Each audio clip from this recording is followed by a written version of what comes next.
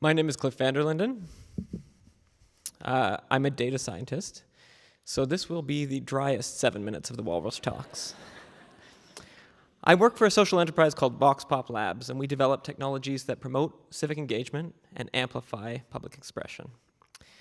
The last time I was here in Prince Edward Island, I was 8 years old. Friends of my parents invited us to stay with them at their cottage in Fortune Bay, and my mother was determined that we make the great Canadian pilgrimage to Green Gables.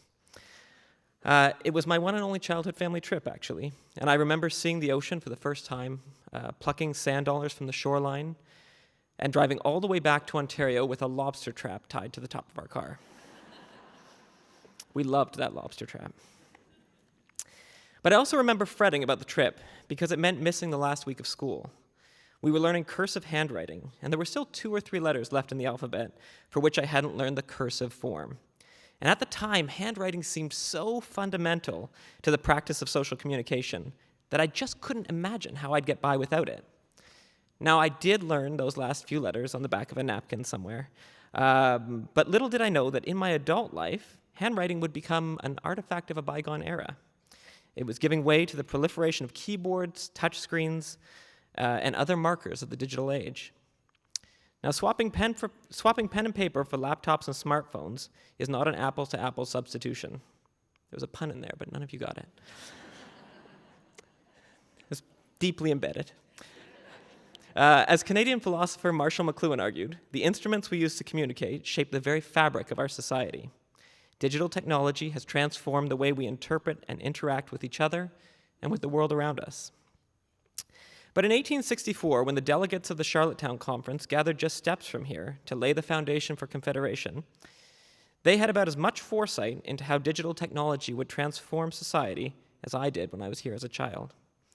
They could not have anticipated these new media, nor their potential to reimagine the way Canadian democracy operates.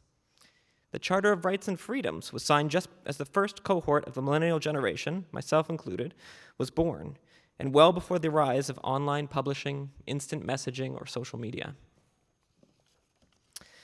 Although Canadian constitutional law subscribes to the living tree doctrine, which holds that the Constitution must be interpreted in keeping with the times, it's difficult to say whether the present architecture of our democracy has ever, in its 150-year history, been tested by a social transformation of this magnitude. And we are only at the beginning. We have yet to fully grasp how technologies such as artificial intelligence and virtual reality will shape society. It's not merely that society is changing that we have to take stock of, but rather the pace of that change. Futurist Ray Kurzweil argues that change is exponential, so we won't experience 100 years of progress in the 21st century. It will be more like 20,000 years of progress at today's rate. And so, I submit to you that we can no longer talk about our desires for a better country without considering the role that technology plays in furthering those desires. Now, there's a tension among philosophers as to whether technology shapes society or society shapes technology. The truth, I suspect, is somewhere in between. But to the extent that it's possible to steer technological innovation in a way that embodies our values and our ideals, we must all be active participants in how new technologies are adopted and integrated into the fabric of our society. Emergent technologies offer Canadians unprecedented opportunities to participate more substantively in our democracy. The digitization of data has increased the flow of and access to information, which has in turn fueled expectations of greater government accountability, transparency, and responsiveness. Social media has allowed average Canadians to move inward from the periphery of politics, from observer status to active influencers of government. But technology is not a panacea for all that ails our society. It's certainly not inevitable that technology will enhance or improve our democracy. Despite new opportunities and platforms for civic engagement, new technologies have hardly been the antidote to cynicism about government or the erosion of trust in our public institutions. If anything, they may be a cause. Political scientist Diana Mutz has found an inverse correlation between participatory democracy and deliberative democracy. Those of us who are more active participants in politics are typically less likely to engage in substantial deliberation with those who hold views that are contrary to our own. I'm sure there are exceptions in this room, and I applaud you. The more resolved we are in our opinions, the more we surround ourselves with like-minded people.